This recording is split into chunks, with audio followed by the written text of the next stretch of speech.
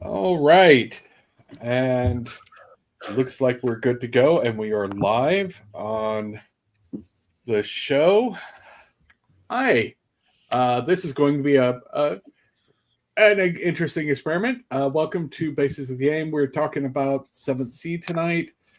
We're trying our best to sort of widen the sort of stuff that's going on. I'm Jeremiah McCoy, the producer here. Um, let's have everybody introduce themselves. Hi there. My name is Dan McCurdy, also known as at RevDMC247, because I did not realize what the TikTok user handle was before I had picked it, and then suddenly my videos took off, and it was too late to change my brand. And so I am the storyteller of the Black Rose Society, and soon to be storyteller of Blood, Fate, and Fortune. Hi guys, my name is Natalie, also known as Gizmos Aplenty upon many various different social media platforms. I do a lot of variety content, mostly D&D and cosplay, but you might recognize a little artificer-like character, Caffeine Addict, and I am one of the players for the upcoming Blood, Fate, and Fortune 7th Sea game that we're going to be playing. I am Wolfgar, Reaper Wolfgar on most any and every other place. I do some OC content, some cosplay stuff, some D&D stuff, and I am also a player from Blood, Fate, and Fortune that will be coming up on this Saturday. So I'm excited, very excited. Okay, so purpose of us getting together today is to sort of talk about the new game that's been added to the channel. We've got the one that's already out, the Black Rose Society. We have another one that's going to be coming fairly soon called Blood, Fate, and Fortune. So I'll go ahead and start off with a simple question. Dan, you have run multiple games with this system at this point. What makes you want to run 7th Sea? What I like about 7th Sea, well, there's a lot of things I love about 7th Sea. I picked up 7th Sea when I was looking for a swashbuckling action game. And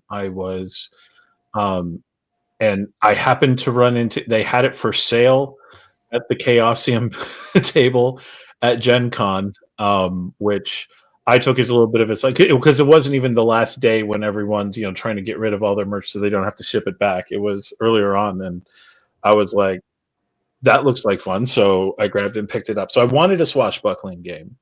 And I loved how it changed up its mechanics to encourage that kind of storytelling. I wanted to get away from the D&D rhythms of storytelling. And 7th Sea had a neat new way about going about it. And the way the risks differentiate from skill checks and everything just really caught my imagination. And it's a fun world to work in. I've had such a blast creating characters with people because they'll be like, well, we don't know what to do. Like, what are the classes? And I'm like, okay, no, think of your favorite swashbuckling action hero. Tell me the tropes you want, and we will build a character that fits the tropes. And it's so easy to do that. And the mechanics are so streamlined. And so that's why, as I was reading the book the first time, I was like, this was what I was looking for. And had my first run at it with a campaign I ran about a year ago. Had a lot of fun, had a good table, and which the table eventually fell apart for personal reasons, but it was so fun. And then it was like, I want to do this again, and had some time, so started contacting people. Like Natalie, who I basically shanghaied at Gen Con, and was just like, hi, you're fun. I've run into you a couple of these. It's so true. You're going to be a swashbuckling hero. And she was like, okay. And so, from there. Yep. All right. So let's move to Natalie. Natalie, this is your first time interacting with the system. What do you think of it so far? I absolutely adore the system, not only because I grew up with a lot of these swashbuckling tales, whether that be the Three Musketeers or the Court Jester, or we've got the Princess Bride. They all are good at telling a story, and they're very over the top. When you play D&D or any other TTRPG that is at least that was very popular a couple years ago when I started getting into TTRPGs, it's very fantasy focused, which isn't out of the realm of this, but it's a very different avenue, I would say. And this is purely I want you to imagine that you are in Pirates of the Caribbean, but you also are mixed in with the Man in the Iron Mask and X, Y, and Z. So I really like that aspect of it because I'm just reliving a bit of my childhood. And then 2, the game mechanics are very much do what you will. Consequences will come, but you can do the things, which is super cool. And I really enjoy that. Cool. Yeah. Wolfgar, again, this is your first real encounter with the system. You watched the first time Dan ran it on stream. What was your impression of it from watching then? I love based on just watching the first bit, the first campaign, the bits and pieces that I did. I loved the very yes and, because it wasn't just limited to, oh well, it's not within the realm. It's just, oh, you want to do this, okay.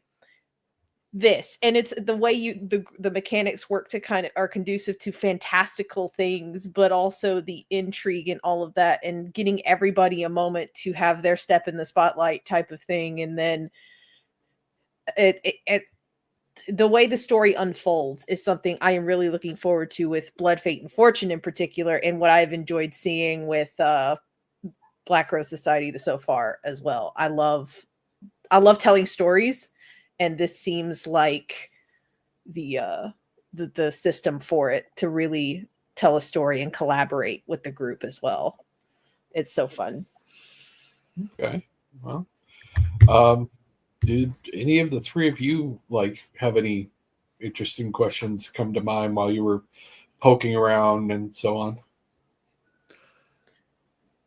Well, so actually, Wolfgar's first interaction with 7th Sea was a one-shot I ran the Vampire Discord that we share, and it was a real chance because sort of open up I called it the Courtship of Anne Lanishmore, and folks were trying to test me, what would this be allowed? One character needed to get from the high window they were at down to the street where a parade was happening, and so seduced the lady who was in the room with them purely to get her out of her petticoats and then use them as a parachute to get down to the road. That was comical. Yeah. Insanely comical. I love that. And it's just because looking at them, because so often in role-playing systems now, folks are well, that wouldn't be realistic. And it's and I love having a system where we can just toss that. No, you are going to slide down the sails of the ship with a knife, cutting down, even though that's not at all how physics, knives, or sails work, because it looks cool. And though I know that might be a little confronting for you from time to time, Jeremiah. People who've played with me before know that out of character, I am a big science nerd and a big history nerd. I'm a nerd, just all of the things that come before that, nerd. And so when somebody does things like, I shoot the engine, the gas tank of the car and it explodes, I'm that's not how anything works. Not how anything works. I'm going to fire the cannon and ride the cannonball. Nothing works this way. Why are you doing this? I'm that guy in the back of my head, and sometimes out loud. So I have to suppress that part of my brain when I'm playing games like this. But the system is such that it makes it a little easier for me to just suppress that, put it aside, and go, nah. Mm-hmm. This is the cool story. I don't have to worry about does this make sense? Were the Huguenots really this kind of people? Were did they have this kind of gun at this time in the history that they're trying to? No, I don't have to be that guy. It's kind of one of the pluses of Thea, because you get to tell Eurocentric story, like Europe in the Renaissance style stories, but you're not in Europe, and it's not actually the Renaissance, and so like you can be as apocryphal as you want, and just make stuff up. Like the cultures are solely there for base inspiration, and then you run. We did get a question from Farm Grown Nerd, Ren, who plays Nicoletta on our Black Rose Society. What is everybody's favorite trope to play out in game? Oh, so when I went into character creation with Dan, my original thought was like damsel in distress, but doesn't need any help. You know, like very Megara coded from Hercules, very much like she's got her stuff together. But she can be very misunderstood, or she's very people don't really give her credit for like how strong or how witty she may be. So I think that's like a trope that I really enjoy playing. I don't know if I'll be able to play it too much with my current character of Lenora, but maybe I'll be able to like push a couple of beats in there that could identify with that trope. That's always fun. Okay. Dan? Oh man, just so many. I think my favorite of the tropes is one hero walks into a room with 30 guards with every expectation of walking out victorious. Like you're going to get beat up. The guards are going to get their hits in. But if you're good with the sword, one player character can defeat 30 mooks. Every time I recruited a new player to the game, the first video I sent them was from the steampunk Three Musketeers movie that came out a few years back. Just a scene with like just endless guards coming up, and they're just taking everyone out. Or in particularly in like that kind of like the regard to violence, like from Disney's Three Musketeers. One of my favorite scenes in that, when I'm kind of explaining people what to expect, is like when they're saving D'Artagnan from being beheaded, and Athos punches a guard, takes him out. Porthos hits a guard in the face with the stick of the axe and knocks him out. And Aramis shoots a guy, and all of the same energy. In fact, when Aramis shoots the one guard, he then uses the smoke of the gun to make a cross. And so the actual legit murder is played for laughs, and it just all has the same energy. And so I love the Brute Squad fights. Just because it's like, be creative. How do you defeat these guards with the power of friendship and anime?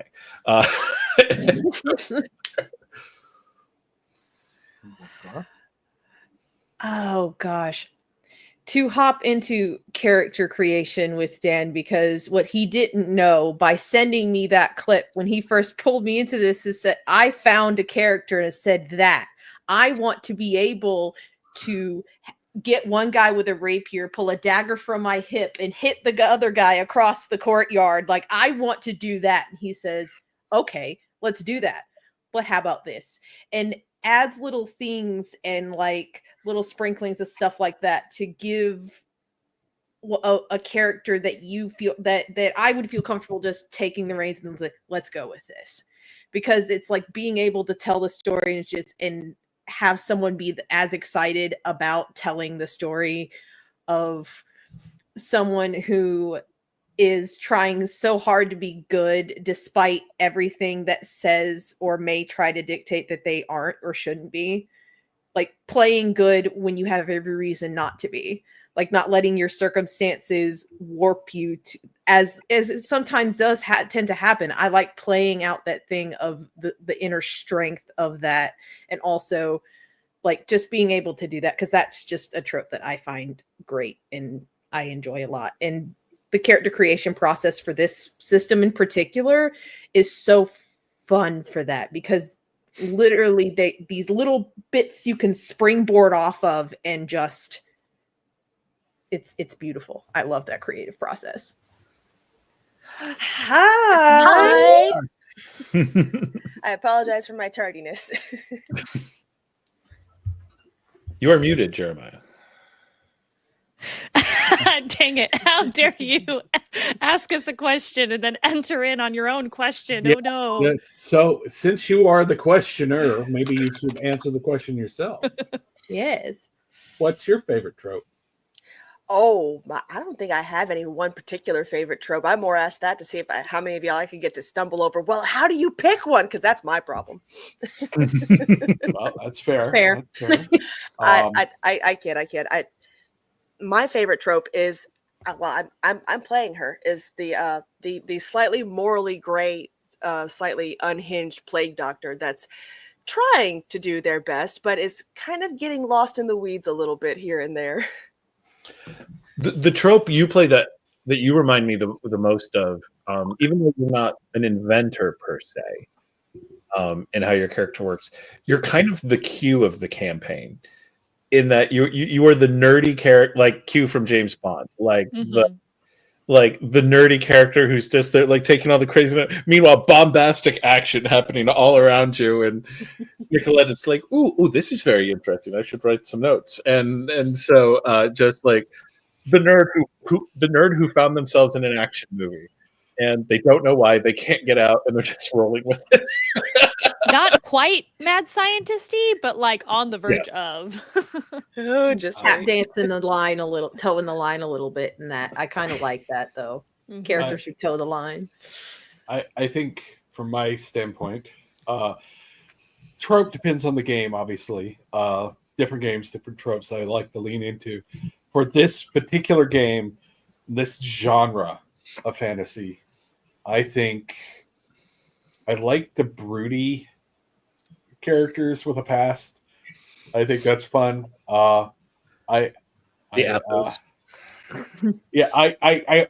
to be kind of the Athos here, and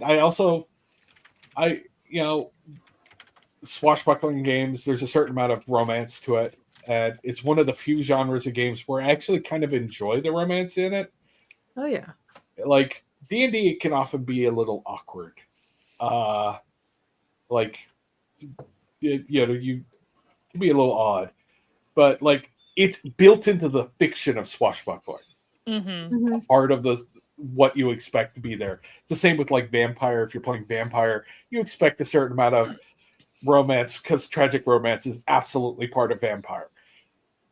So yeah, I like those tropes in this particular set. Yeah, swashbuckling will always have getting married by the captain during the sea battle, just kiss. Married. Just kiss. If I could be completely honest, I am still relatively novice in a lot of RPGs, and I have never once fallen in love during the scene or during the playthrough, like in game. I've never had a romantic connection with another player before. So that has always been very interesting to me to see that develop. And yeah, I thought that was cool. Yeah, it's absolutely cool. And people have to be aware of boundaries and such when you start playing into that. But yeah, it can be fun. It can, I've done it in other games and it's fun. And this is a swashbuckling game. I'm sure something will come up. I'm sure. What's really crazy is that there's mechanics for it. There's mechanics? Not necessarily. Not every love story has a mechanic, but in a game, it hasn't streamed yet. But in the game that we played last time Black Rose Society was playing, one of the quirks that Demetrius's character has is he falls in love at the worst time. Oh yeah, I love that moment from Three Musketeers. Yes. And so Demetrius used it to get a hero point, which powered a cool ability and stuff like that. But it was on one of the other characters, one of the other player characters. And so later they're going on, and I'm like, no. Particularly because that character was working on building up her awareness. And so I'm like, yeah, she sees. And he's like, well, I didn't think this would be just... No, you used I fall in love at a bad time to get a hero point. I, as a storyteller, now have that. You best believe it will have a consequence. Yep. It sure The does. The look on Belle's face when you told him that too, he's like, oh crap, I did do that, didn't I? Crap. I was like, you don't have to, but you took the Jenny background, the kind of seducer background, and the quirk of that is, oh no, it's actually the Arcana, it's the hubris. It's the the You lovers. fall in love the first time, Yeah. and it's so, and I'm like, so like there are easier ways to get hero points. If you use this one, it will have story moments because this is your fate pushing on you, which is the cool thing about the hubris. It rewards playing out your character's not best inclination. I'm just gonna disappear off screen. Don't mind me. We are here making a difference between the character's inclinations and the player's inclinations. Those are entirely your own fault, Wolf. Yeah. That different, but that was a play test and therefore not canon. Technically, Yet. yeah, it will happen eventually, I'm sure. But still, yeah. I mean, that you'll definitely have that moment, I'm sure. But I think the game. So, talk about the mechanics for a second. There are arcana and there are quirks. These are things that basically behaviors that are described for your character. Mhm. And if you lean into them, you get a hero point, which will allow you to increase your chances to do something yourself or increase the chances of your party members. So you actually are, and actually it's more effective if you play it for your party members. So it encourages teamwork. It encourages leaning into tropes. Like, I won't leave a person behind is definitely one of my character's things. So if he sees one of the people is trapped behind, he won't give up. He will go back for them. And I'll get a hero point for doing that, which will allow me to give it to the person I'm going there to save, and maybe they can save themselves. And it's a nice cycle to it. Mhm. Oh, I almost forgot about that. That was one of my favorite tropes that I got to pick. Was I get to do the dumb white girl shit where I get myself in trouble and I get a hero point for it, as long as I'm trying to do smart things. Yeah, like the cute German Baroness, who is also Dr. Frankenstein. You are absolutely the character that will go into the attic. Like, what's fun is I haven't even always had to invoke that with you. Like, just the whole, okay, you don't have to fall down the pit, but you will let go of your notebook. You can save yourself or your notebook, and just no hesitation. Like, I guess I'm falling down this hole. I hope it's not bottomless. She wasn't gonna let go of her journal. Never let go. I I think mean, yeah. I think how Sure. you encourage that with my character in particular, having the bit where he doesn't know how to leave well enough alone, and then just here's the super shiny big red button. You want to push that button? It's just like, I don't know. I think I'm gonna kind of tap dance around this. It's just like, oh, this happens and this happens. Do you want to touch the? Do you touch the button? And then I touch the button, and oh boy. Oh boy. I got a hero point, but it was still funny because I like that the hubris / if you could almost call it a flaw mechanic that still rewards you for playing into that without it being like an end all be all detriment to the character. It's a story beat that kind of adds some spice and some interesting character beats and turns and things like that. That it's like while swashbuckling stuff has all of the epic moments and the good wins the day, having the downslope a little bit and also playing to those darker moments and also so we can rise, like they can rise above it type of thing. I like that trope. rising above the circumstances, kind of like when the odds are stacked against them, when they come together, it's just like, we are going to get out of this kind of thing. I love that. That's a wonderful trope to play with groups. It's super fun. I love it. One of the things the system does that I've really appreciated is it makes a really hard distinction between what the player wants and what the character wants. Like, obviously, the player wants the character to make good decisions so that they can... Obviously. Whereas the character... Kelsey actually dove down the hole before Nicoletta could fall in it. So the game gives players rewards for letting the characters do the thing that they want to do, that the player may not want to let them do, or the choosing to fail dynamic, which I think is the most beautiful answer to, but that's what my character would do I've ever seen. Like saying, yeah, my character would do this, but it's not good for the story right now. And so my character is going to attempt to do this and fail. Of course, then there's Chandler, who will occasionally choose to fail a role that everyone really needs him to make in order to get the extra hero point. Well, we're all staring at him going, really, really, really? You are the navigator. This is damage to the ship, not to you. It's like, no, but I want the hero point. I want the hero point. It always leads to fun banter among us, though. It doesn't cause a rift in our little group, which I think is something that really speaks to your choosing of the players at your tables, Dan. Yeah, not a lot of... most of the folks that we're playing with, I've played a lot with in the past. I did work on expanding outside of the kind of vampire ecosystem a bunch of us have lived in for a while.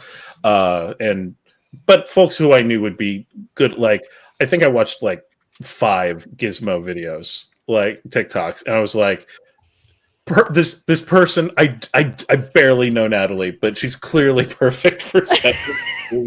I've only met you at like 2 Gen Cons and have talked with you maybe 20 words total. But you know, that's some of the best times to just be like, you get in here right now. Be like, okay. And it was and with Kelsey, it was I ran a one-shot Call of Cthulhu game at Gen Con that she played in, and I was like, that was amazing. I want to storytell for her again, and also take you this 7C character and just roll with it. I definitely think we need to seek sponsorship from Chaosium at this rate. Right? I think Chaosium. As someone who has role played with Kelsey Wren before in several different avenues, they are always a treat to have at the group in the table. Every single character, much love to you. It's great. And also everyone here, even though I only got to play the one session with Natalie, everyone here is a great RPer. I like how we all sort of have the very yes and mentality with each other. I was just like, hey, do you want to do this thing? And it's just like, yes. Yes. Let us do this. I love that about everybody and how open everyone is to collaborating in storytelling the whole thing as a group. It's so awesome. Agreed. Hey, so Dan, can you talk about sirens for a second? Can I talk about sirens? Tell us about sirens in 7C. Oh, there are entirely sirens in 7C. It was actually a running gag. I see Cook in the chat. A running gag in Blades of Roses, the first campaign, was there are sirens in the ocean, and folks kept talking about it, and the running joke of like, and one character made the which half is the fish joke, and we just kept going with it, and they made it a character thing, like we had the one pirate character, and everyone else. It was another situation. No one else had Dotson sailing, and so they're all doing all this stuff and building around it. And no SPC would ever give them a straight answer other than yes, sirens are real. But they were like, oh, you have to find out for yourself, or you have to do this. I think the O'Bannon which Black Rose Society has met, got asked, which half is the fish, and the answer was, it depends on how curious you get. I'm sure we'll get to it at some point. We did a playtest session for the new table that's starting up, and first adventure we ran into a siren. That did not end well for the siren. No. Nope, it did not. Not from what I heard. Turns out one of the characters is pretty good with ice magic, and not a good time to be a sea creature. Nope. Shocking. I'm shocked. Mhm. I really am. Shocked to hear that there might be sorcery in this establishment. Yeah, no. Frozen in my seat. Puts a chill down my spine. The long-awaited Little Mermaid Frozen crossover was not a great success. So That's where my name comes from. The Little Mermaid. interestingly, so I played the original Mm. 7C. The original 7C came out in 1999 from a company called AEG, Alderac Entertainment Group, written by John Wick. The second edition came out in 2016, and in 2019 got sold to Chaosium. And the second edition has some changes. Sarmatia didn't exist in the first edition. It does exist in the second. And it became a lot more narrative in the second edition, which I think works better. But the magic is always like, Dan, you always rattle off a thing from the rule book when you were talking about the character creation and the magic. What is it? Yeah, well, shoot, I got the book right here. So, just to give people an idea of how this game thinks about magic, the magic in 7C is not balanced. There is no pretension towards balance from the magic. It is, you can do unreasonable things like Mikulesh, who's going to be Jeremiah's character, has is D&D would call it a warlock pact. And no 20th level D&D warlock has the power available to them that Jeremiah will be starting the game with. And the blurb that the book reads is, many aspects of sorcery are intentionally powerful to the point of being world-breaking. If you are reading this chapter, see a sorcery power and think to yourself, yes, that is so strong, I can destroy anyone, nobody can stop me. Then we'd like to be the first to congratulate you on your new career as a villain and advise you to start the entire process of hero creation again. This power is great. Too great for any hero to be trusted with it. You have been trusted with it. Do not disappoint us. Golly. Yeah. So that's really 7C as a whole. Like, yeah, the magic is particularly powerful, but the heroes are powerful. Like, they are all starting the game as heroes of legend. This is not build up the power through friendship to fight God. Like, they are all God fighters to start. And that to me is another one of the things I kind of love about the setting. Like, I've been playing a ton of Vampire. I love the World of Darkness. I talk about it a lot.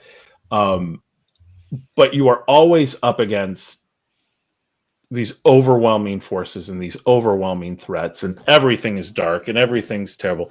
And in 7C, you're like, no, I actually, like, I'm up against the emperor of the most powerful nation in the world, and I have every expectation of coming out on top. And I'm sure enjoying that has nothing to do with the current state of the world at all. The one I took for my character is particularly scary, but like all of them are terrifying. Like, they have a Fate Witch, for instance. Me? Can alter your destiny, can change who you are. Mm-hmm. Mm-hmm. Mm-hmm. That's the terrifying. BBEG of the first campaign was a Fate Witch. Oh. And to my understanding, Dan, like I'm one of the first players that you've had that are the Fate Witch. Mhm. Dang. And Yeah. it's definitely a learning curve for I think the both of us. Because one, I'm just now getting like introduced to 7th Sea and then trying to figure out as a player how to perform it versus as a villain how to perform it or as a NPC how to perform it. So but no, I'm enjoying the Fate Witch aspect. She is she's quite a treat. With a bit of a Luke Skywalker origin story, which is very interesting to put, but it'll be good. Skywalker, duly Oh, yeah. noted. Yeah. She's a delight. Thank I you. love Nora so far, to be quite honest. I immediately was like, I'm gonna make her Aubrey Plaza in in this game. So I have no room to talk on choosing villainous backgrounds. So Well, that's kind of one of the fascinating things about it, though, because like the game makes no bones about it. This is not a game for anti-heroes or your evil playthroughs.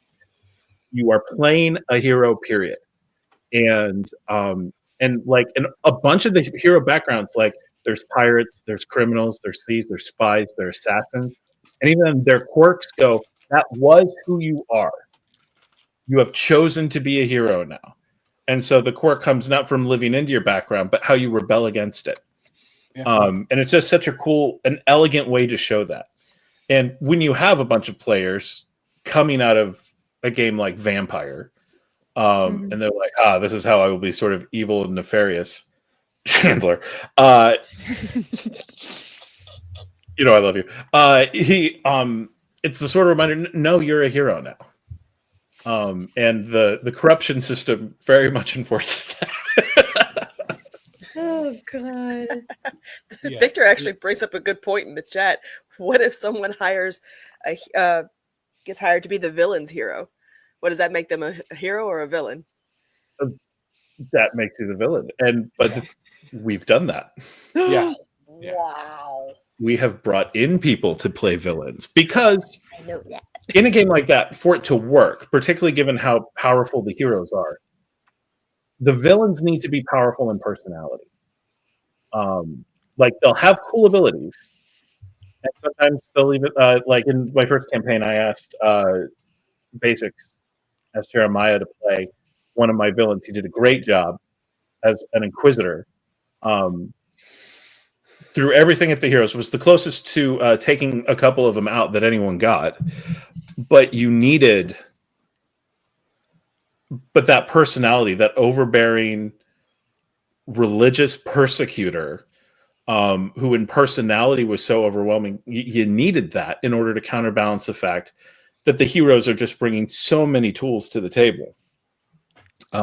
So I remember I looked at Jeremiah and was like, I need you to play, like, watch the Three Musketeers, watch Tim Curry, and then do better. Like choose and just be terrifying in the Saturday morning cartoon way. Because it's going to be a personality thing, not a mechanics thing. Like, the villains are remarkably simple. They have 2 stats. They barely ever roll unless they're in like a direct up duel. It's usually the heroes making the risks. And we've got such a crew of villains. Like in the server now, the villains now outnumber the heroes even with 2 tables. And oh no. I mean, it doesn't help that over half of us are playing villains ourselves, just for a different table. yeah. I am terrified for whatever villain crawls out of the woodwork for my character in particular, because as Dan has pointed out to me, I am the first player that has been from Castile who used to be a member of the Church of the Vatican. He still is. Still is a member of the church. Yeah, he's a priest. Which in the Catholic Church analog, with an Inquisition active in the game. Yeah. So that leads me to a question, Dan. Yeah. You are in real life a reverend. Indeed. What do you think of how they've defined the Vatican Church, what they've done with it, the themes that they play around with it? I love what they've done with the Vatican Church. I've had so much fun playing with it, because what they have done is they recreated the structure of the medieval / Renaissance Catholic Church, but with an entirely different theology. And so you get every cultural thing you want from the Catholic Church of that period in Europe without ever then taking someone's actual faith and being like, we are now mocking you personally. Like, no Catholic is going to have any beefs with any like theological points that are going to come up, because it's a completely different religion. The theology of it works very differently. This is not Christianity. The Eastern religion aspect, it has a lot of the cultural trappings of Islam. It is not Islam. At no point are you going to see anything that could be seen as making a mockery of the prophet. It's just so well done. So you get all of the cultural things that people can then enact and play out and allow their own religious. It's weird. You have the religion, but not the faith. And just by doing that, everything's free reign. Like, you can like. And we've got a variety of people from a variety of religious backgrounds. I'm starting to feel like an opening to an Assassin's Creed game. And this was made of a multicultural team of varying religious beliefs. And everyone gets to kind of lay into like how that sort of thing has played out in their lives and be pushing against stuff that is familiar in that way. But no one's religion or faith is being lampooned to do it. Mm-hmm. So you get all of the stuff to play with, but you're not going to go up against the faith stuff. Like, people's faith is left out of it, but the institution is squarely in the spotlight. And it's not just the Catholics. Like, you have the objectionists who are active. And so the Protestants get their turn, in the barrel. You've got, and as a Protestant myself, like, it's always fun to bring in like, and now we're going to tee off on the folks who are on this side of things. You have the pseudo-Norse equivalent, Invest in Manavinyar, which I'm going to have to be a little bit careful with. They did not diverge as much as I thought they did. And so that's a place where I think they're actually, because like with Christianity, like I said, you have the institution, but not the faith. I am not a practicing Norseman. I'm sure the guy who's playing a Viking in Black Rose Society is, and so I will count on him to tell me if something is getting too close to the line. But in the handling, particularly of the Vatican faith and the objectionists, it's a fascinating faith system they have set up. It's almost more. It's probably closest to Buddhism. Like, if you took the faith concepts of Buddhism and put them in the structure of the Catholic Church, it wouldn't be the Vatican faith, but you could mistake them. And so, because it's essentially like certainly the second prophet stuff is almost intellectual agnosticism, which was always kind of weird to me. Like, there is a creator figure, theos is a thing, but not present. And so no one prays because theos isn't listening. Theos isn't around. There's the interactions with the prophets and stuff like that. But yeah. I think for people who are listening and who don't know anything about the setting, I should give a high level primer in saying this is roughly 1400s style Europe. Though they do expand outside Europe with some of the source books. They have one concerning with the First Nations people, which is very sort of high level, sort of supposed to be them. They do have some books about Africa. They have the Crescent Empire, which is sort of a stand-in for the Ottoman Empire. they go Slash further important on part. as you get into more of the books. Like they Mhm. have Japan as Kitai and Cathay for China and all of that. But it's high level. Like it doesn't dig into the details. For example, they have Castile, but it's not really dealing with, which is Spain-ish, but it doesn't really deal with Portugal, for instance, Mhm. or Seville, or any of the sort of neighboring states that are next to it. They have Montaigne, which is France, but France wasn't as united as Montaigne is. Iceland is sort of Germany, but at the time that was the Holy Roman Empire, which was a bunch of countries all sort of squeezed together and trying to pretend they were one big country, and they kind of hand wave that. So there's a lot of high level stuff, but they don't dig so far into it that it's actually Europe. If Mhm. that makes sense. Mm-hmm. Yeah, it's the broad strokes cultures, close enough for a Hollywood action movie. Yeah. And I got to imagine that was intentional. Like we want the tropes, not the history. Yeah. So Oh, yeah, that Waylace madness. yeah. So how about Oh no, yeah, no, that's madness, Victor. Victor, why? I'm going to show this so that we can explain what we are addressing here. Oof. As somebody who has been doing this for a very long time, Victor, why? Why? It's the way you leaned towards the camera for me. Yeah. Right. I will say, go ahead. I will say, if you're going to create religions, the advice I always give when people are like, "Hey, I'm trying to create this religion for my homebrew world. What do you recommend?" Start with practice. Start with what does the religion look like to the everyday people in the world who do it because that's what we do. Another thing, that thing we all like, what is their understanding of the faith? And then from there, if you want to go ivory tower theology, cool. But like you get all these people who start with the big book of theology.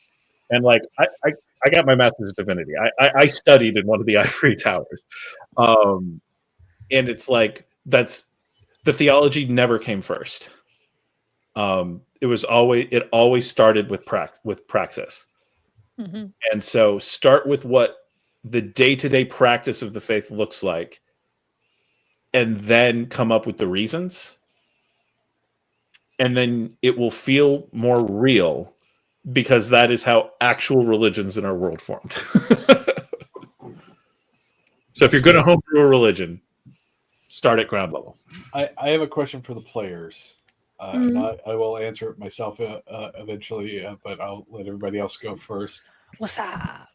What made you pick the culture that your character came from?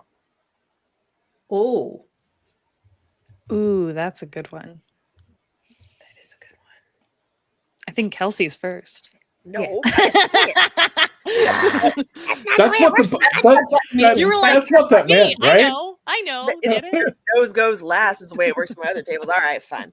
I picked Iceland mostly because I've been playing around with accents for quite a while now. So I was trying to think of a reason to play I wanted to be a plague doctor, and I had this very classic trope in my head of a plague doctor is an insane German doctor. Only I tried to do a German accent, and I'm quite garbage at it. So I started mixing in some Swedish in there when I noticed that Iceland wasn't necessarily specifically Germany, but it was like you said, a conflagration of that entire area of the world kind of smashed into this fantasy idea of it, and I went, I can do that! I can do that! So I started throwing together Nicoletta based around the idea of this wild off-brand Germany where everything was undead and people were just absolutely losing their minds over it. It's the idea of it fascinated me. Who's next? I'm sorry. I'm trying to. You, Kelsey, you just gave me flashbacks to like Animaniacs, Dr. Rashu. I I just can't. And what's his Same name? thing we do every night, Rob Pinky. Paulson, who plays the voice of him and Yakko and Pinky. Uh-huh. One of my favorite voice actors of all time. So like you're doing a great job. Keep going. When she Yeah. does Nicoletta's accent, I always go to Terry Garr and Young Frankenstein. Oh yes. Roll in the Roll hay. into hay. Yes. Oh god. Perfect for our farm grown nerd. I'm just glad everybody likes her. She's great. I love her so much.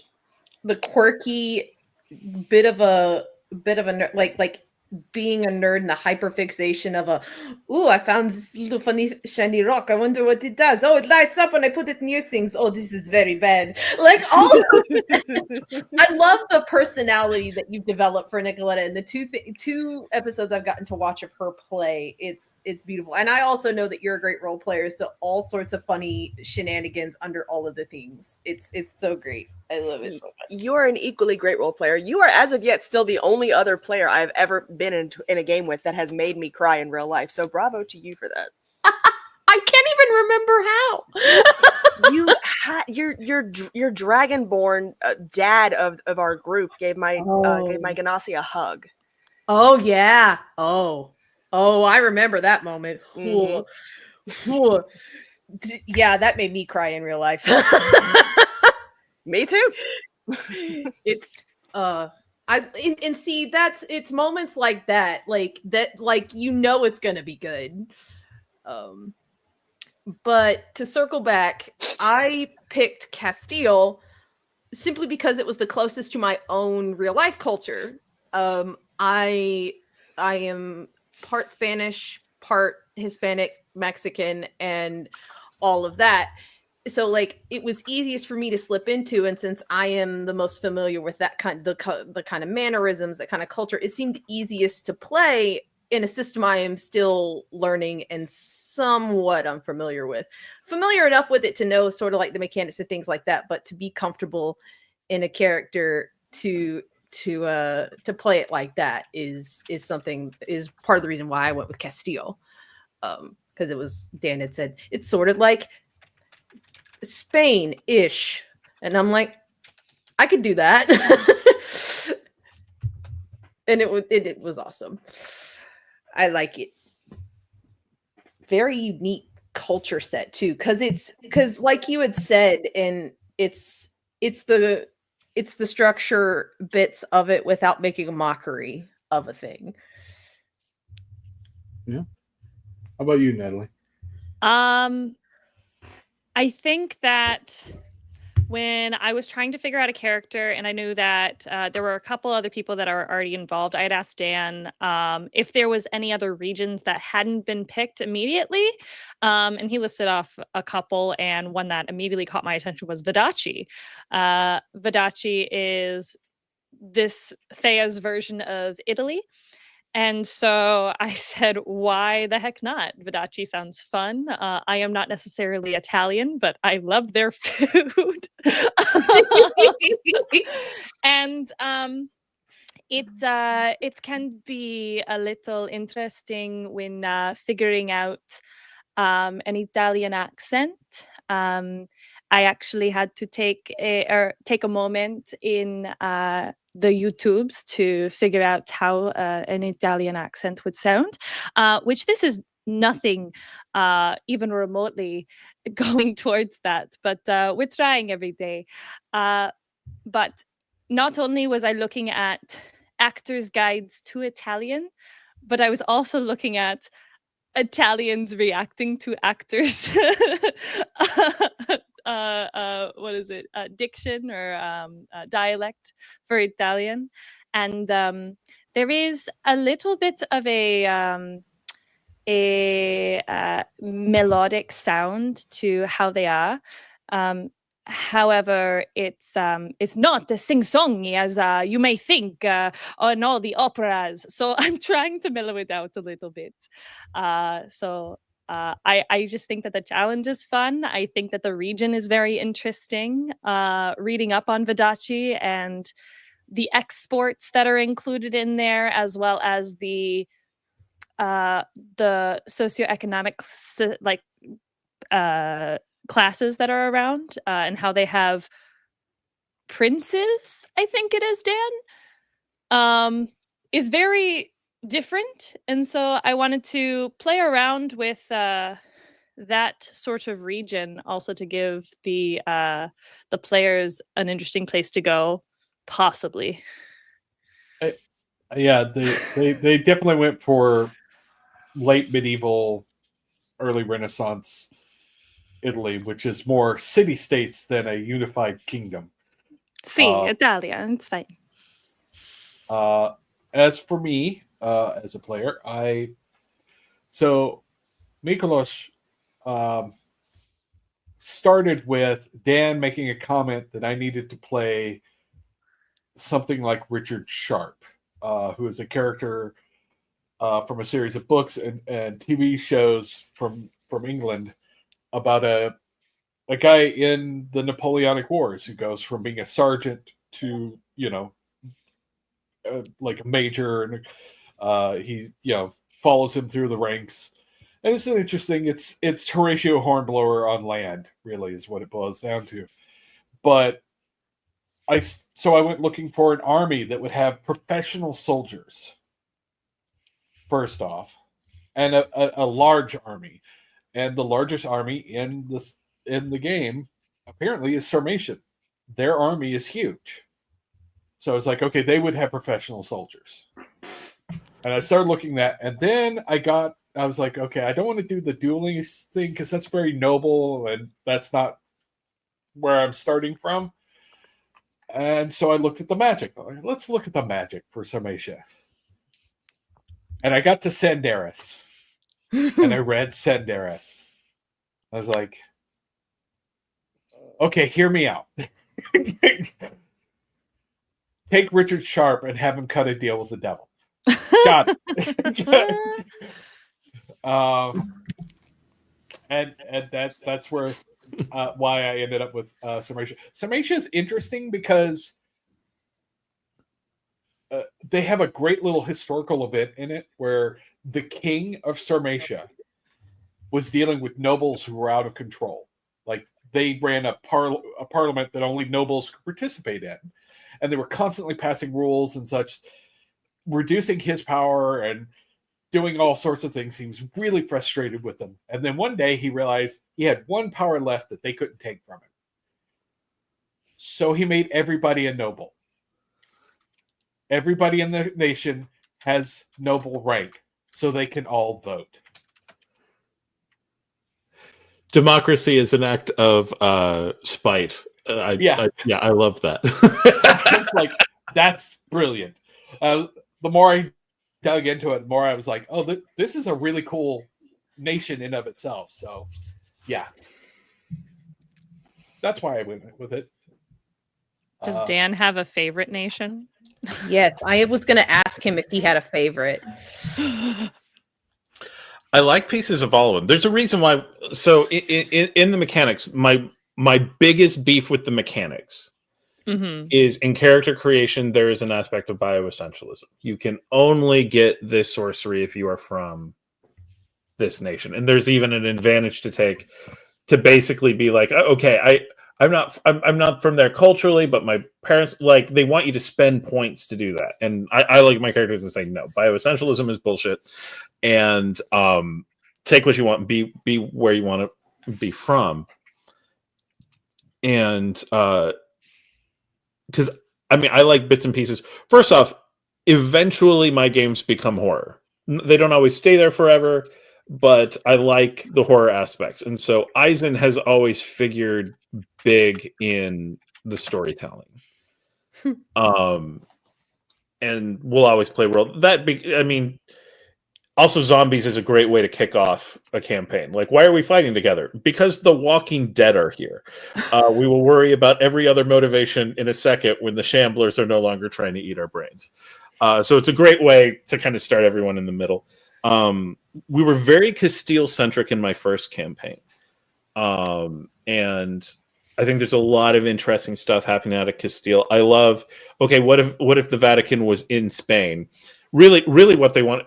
Castile was built to have the Inquisition, and eventually they realized, I guess that means we give them all of the religious stuff. Because if you're going to have an Inquisition, it might as well be the Spanish Inquisition. So, just again, if you're going from tropes.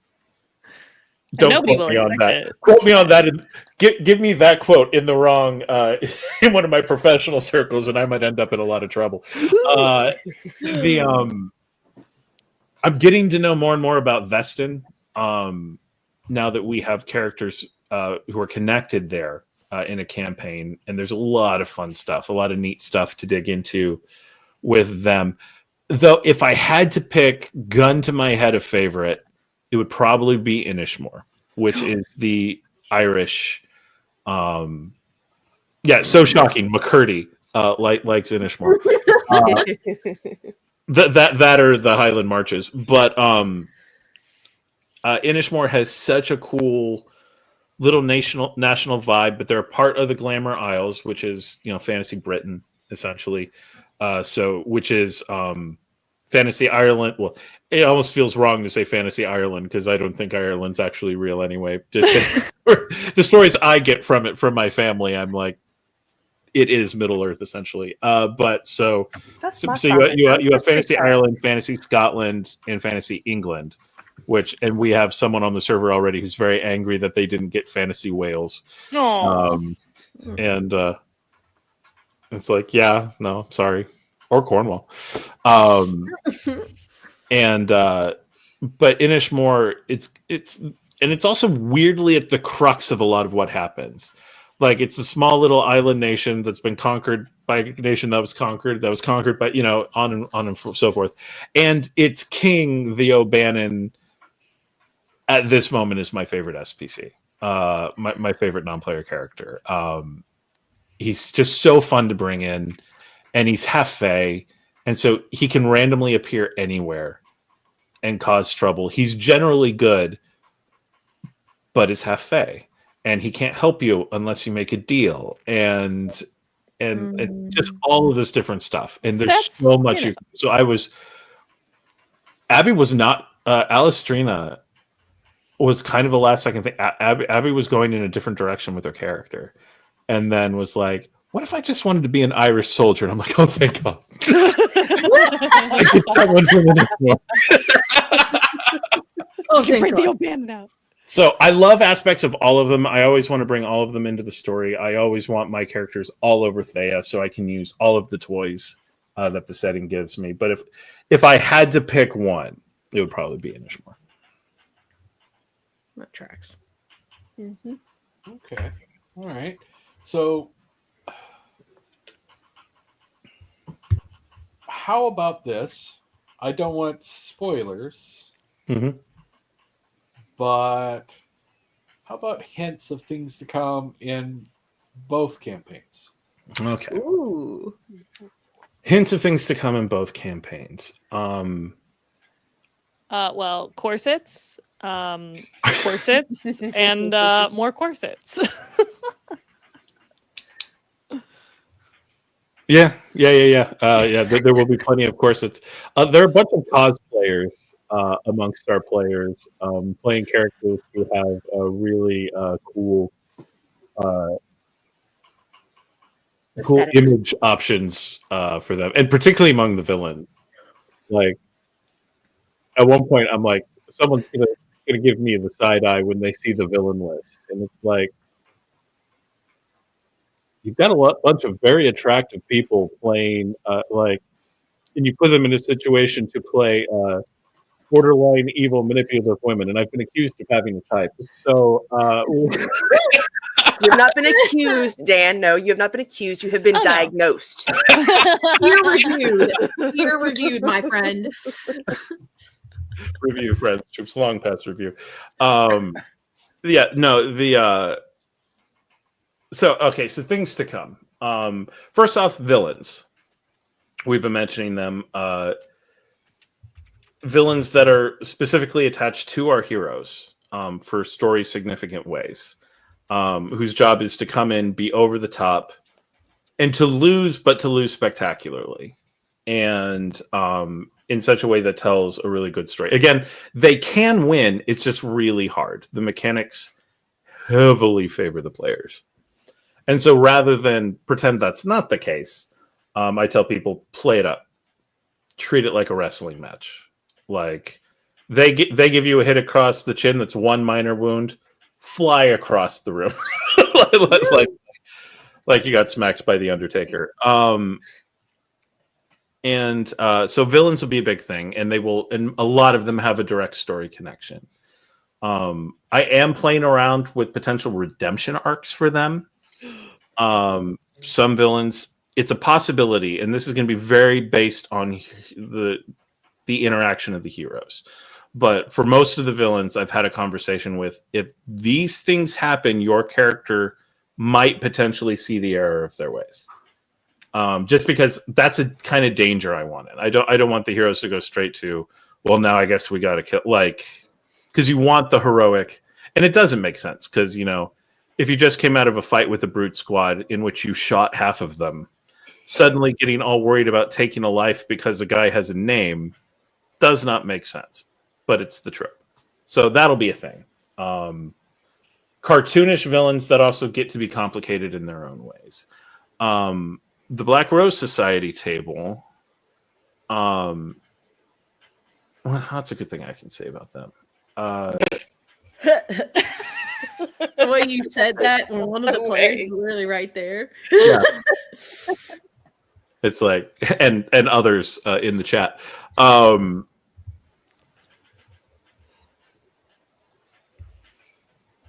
So one of the interesting things about the Tuesday table is that they have a really cool mix of abilities, but not a ton of magic. And really the only sorcerer of any kind at the moment is Nicoletta. Mm-hmm. And even though it's potentially hugely powerful, Hexenwork is the most immediately limited ability. Very undead specific. And when you get away from the undead, I try to give Hexenwork other things to do, because you also don't want to make every story about shambling undead. But and so the threats that they're going to be up against, many of which are going to be magical, has been clearly signposted. They are going to have the feel of them against this bigger, powerful force. And they're starting to see hints of a conspiracy, and they will learn more of that. Obviously, I think, well, shoot. What I need to remember is that only the first 2 episodes have even streamed at this point. So the level of spoilers for Kelsey is different than the level of spoilers for everybody else. But they are starting to see that something else is happening from the men of culture that they were up against in the first 2 episodes and stuff like that. So, whereas on the flip side, Blood, Fate, and Fortune has a lot of magic. 3 of them are starting out magical. The 4th, Rowan, Took's character, has a clear path to unlocking the sorcery of Avalon, of the Knights of the Round Table. And so can get there very quickly. And even our one explicit non-sorcerer, the father, Raphael, who Wolfgar will be playing, it's clear that they are not as mundane as they would claim to be. Something's off about this priest, and I'm excited to know what. And the priest is eager to find out, because the priest doesn't even know. That's the best part. And so I think one of the big differences between the table is, I mean, what's true in almost any role-playing game is that the biggest threat to the party will always be the party. And 7th Sea, that's literally the game. Mm-hmm. The whole point of the death spiral and the risk system. Like, you could have played it safe. We all know you're not going to. And so, like, I can't take a super powerful mage and make them a BBEG for the Saturday table because, like, okay, we've been pushed to the line. It's literally this or people are going to die. 1 second while I untap the power of the sun and hit you in the face with it. Yeah. I'll take a corruption point, but it was my only option. And so the key to the tension with that table is going to be there will always, like, giving them the excuses to really tee off without it being an easy choice. That's going to be the way to walk that line. Like, it's going to be Miklesh with that devil literally in his ear saying it would be so easy. Just give them all the reasons to use their powers as a shortcut. Who, us? What? We? No. What do you No, mean? That would never. Never. Guys, no.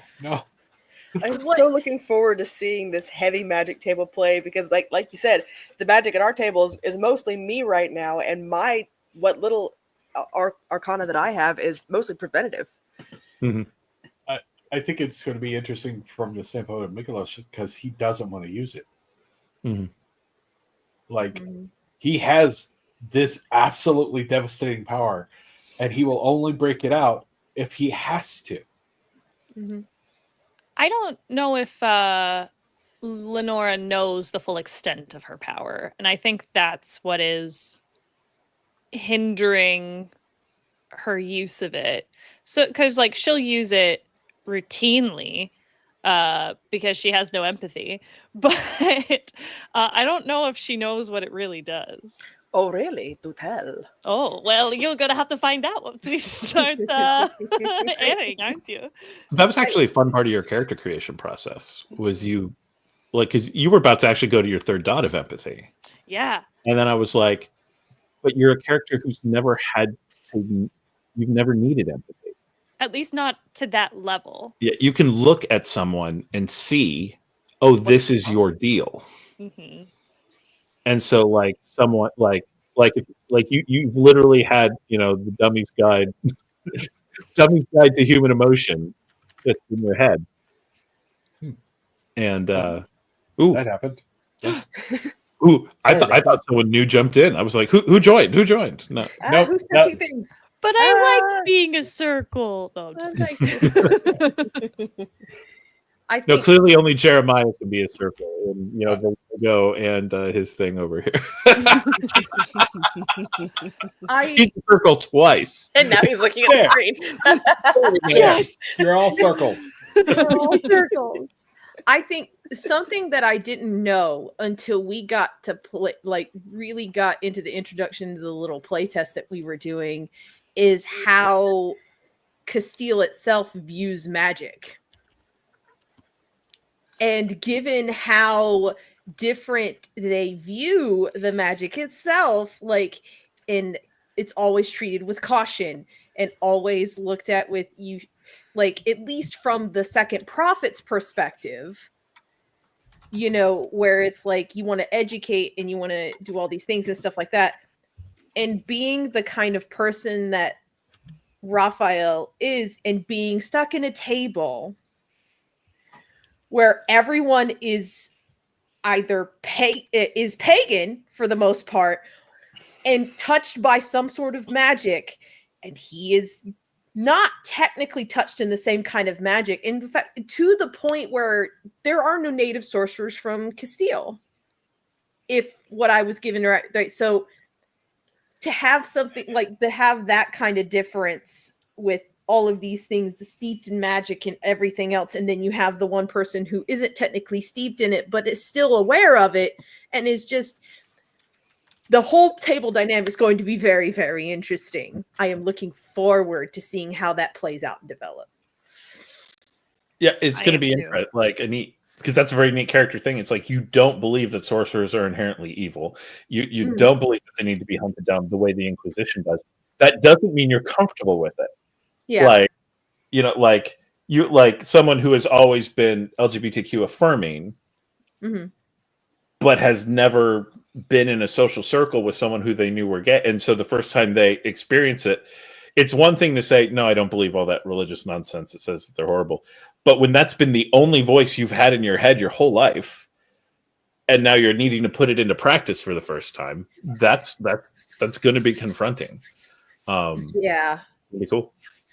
I'm excited for that, mostly because like just getting to play out that whole, everyone's story, like just in general, I am so ready for this. Honestly, I was so ready for it. Another thing that probably isn't too much of a spoiler with Wolfgar's character, with Father Raphael, we're going to get to have a look at the Vaticine faith that other groups just don't have a reason to have. Because in Father Raphael, there is a character who condemns what the Inquisition is doing, but is not ready to give up the institution yet. They're in it and they're fighting. And as someone who is frequently entirely infuriated with the institution I work for, but isn't willing to give it up, congratulations, you get some of my religious trauma. Inside the Reverend Studio. That whole fighting for change from within is also a bit of a trope that, you know, it's one of those things, you know, because if it's one of those, if I don't stand up, then who will? Oh, and it was so great from that first character video, like you talked about, how you're like, okay, I need to make this my entire personality. I'm like, hey, that's the Aramis of that movie. And you're like, that's Aramis? And that's Aramis? I could be the hot priest? Yes, you could be the hot priest. And then the realization that I came to for this particular spoiler, that you know that these three do not, is if Zorro were a priest. I could see it. I love it. And I am so excited for when that comes into play. Yeah. What if Zorro belonged in the confessional and it wasn't just hiding there? He wasn't just hiding there. He was there to do a job. I think one of the interesting thing is that we immediately started grabbing to the character tropes that we recognized from like Three Musketeers or Zorro, Princess Bride, what have you. I didn't think at the beginning, hey, I'm making Athos. Till we showed up, till we started the second playtest, and we were like, I guess I'm the Athos of this group. Okay. Cool. We already pre-established the Athos, the Porthos, the Aramis, and the Lady of Winter. So let's be clear. None of that is true. When we're throwing around character concepts, and Jeremiah's like, okay, I have all this power, but I'm sad about it. There was a part of me that went, you don't say.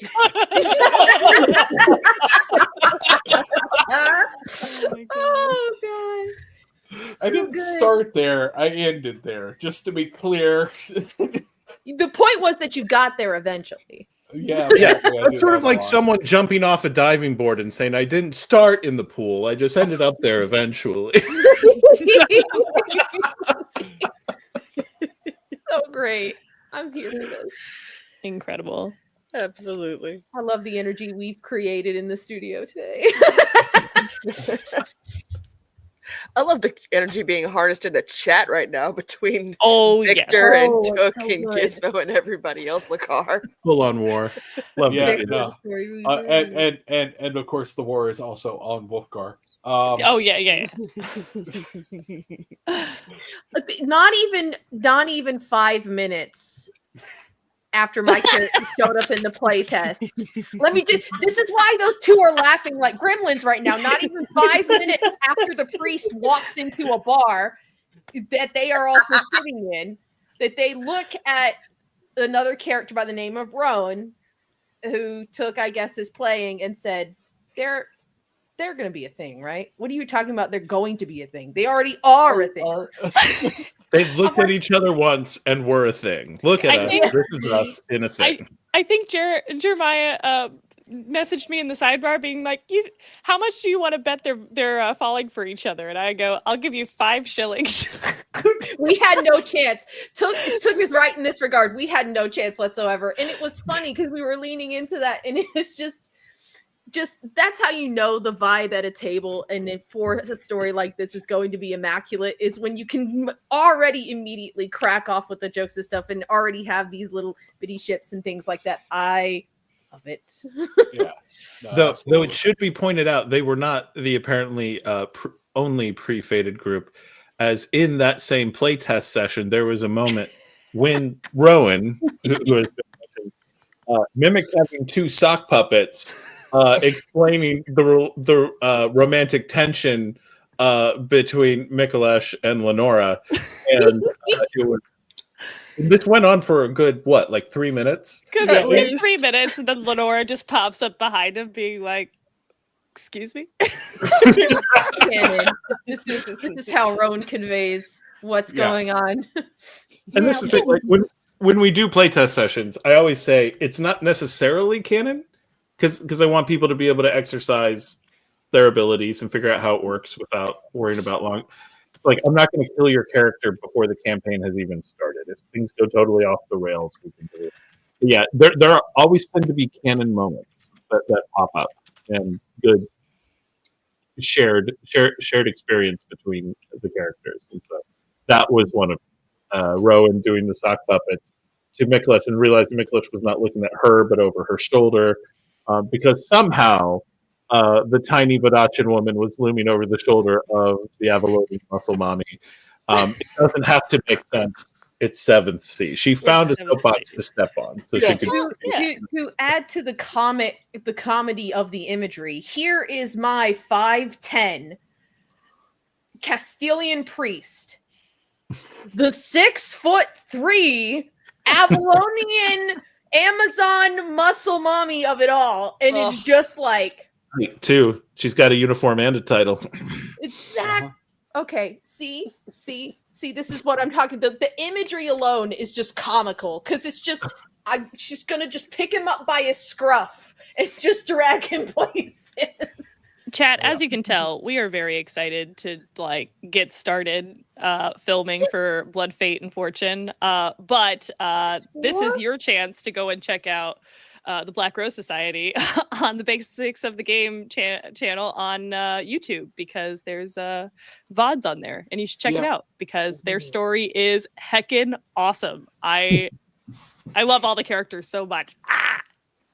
No, I get to be I and the other producer, the producer for Black Rose Society, Katie, Dragon of the Dark Rose. We got to watch them while they were filmed, and we were like, no, this is going to be good. People are going to enjoy this. and yeah, there's absolutely. We were super excited, and it is up on the YouTube if you want to watch it on YouTube. And pretty soon we'll be affiliate, and people will be able to watch VOD on Twitch as well. So win-win. Yeah. It's going to be a good time. Yep. We also we do have audio recordings. I have done no editing for those yet, but we are looking at some point to also put up in podcast form. Like, see, put that on screen. I know you're resistant to it, but Lockman's, yeah. I love that my one. friend so much.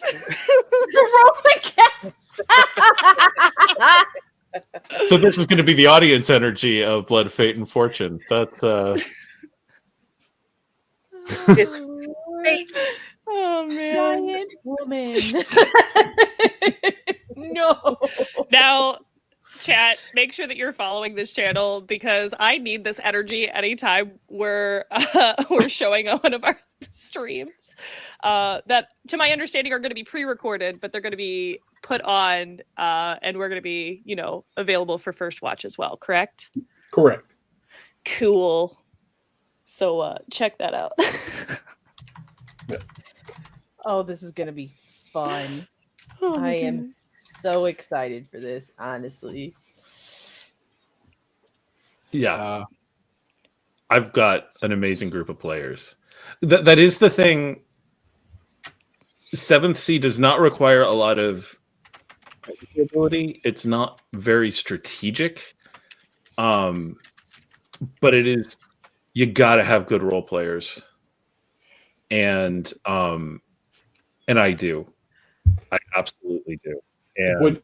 And I'm at every turn inviting them to be more unhinged.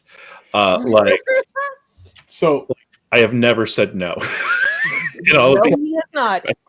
I am, since we're talking about it, I am going to go ahead and show what the title sequence for the new show is going to be. Yay! This is If exciting. you will, enjoy our new title sequence.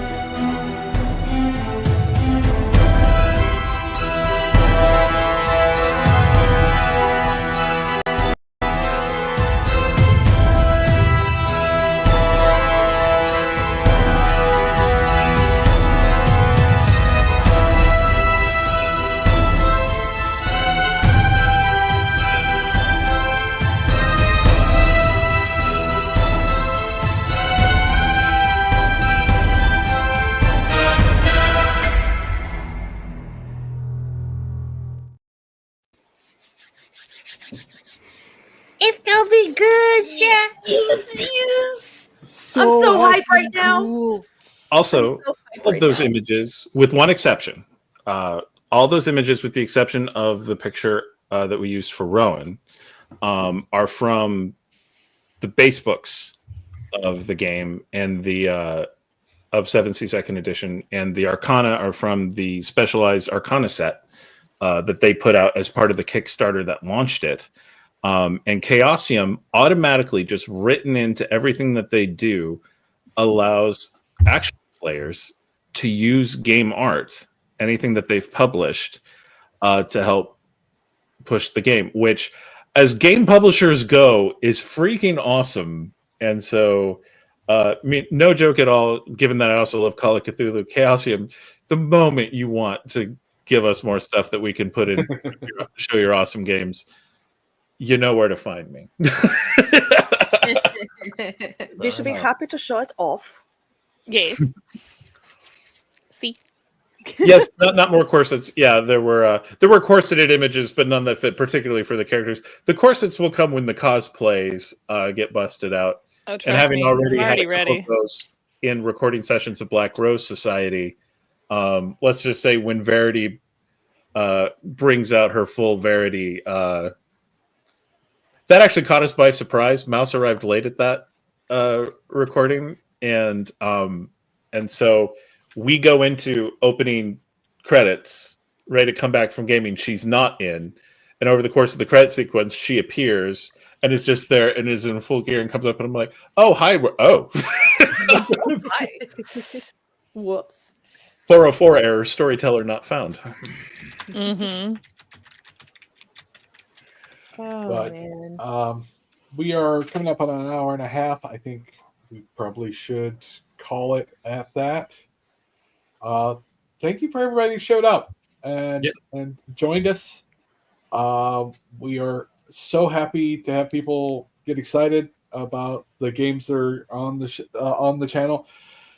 We already had a vampire game called Newark by Night, which is very Vampire the Masquerade by way of what they do in the shadows.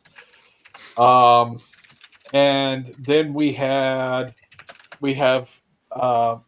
already a couple of episodes up of the Black Rose Society, and sometime in the next month or so, we'll start having maybe the end of March, we will start showing the episodes of Blood, Fate, and Fortune, and And that will be on Friday nights, right? Will be when Yeah. the original streams. Yeah. yeah, they'll be playing on Friday nights. And actually, this Friday we're probably going to be doing a rerun of Oops All Ghouls or Ooh. Vampire. Ooh. So and Monday, our Newark by night. So we do have a lot of cool stuff, a lot of cool players, and you know, occasionally me, which is not as exciting, but still. And yeah, please keep coming back. We're happy to have all of you, and I hope you all have a lovely night and be kind to each other. Bye. Be safe.